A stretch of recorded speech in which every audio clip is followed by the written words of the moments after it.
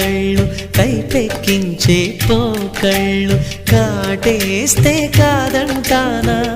ఇప్పుడైనా వయసేమైనా సొగసేమైనా మరపించే మనసేమైనా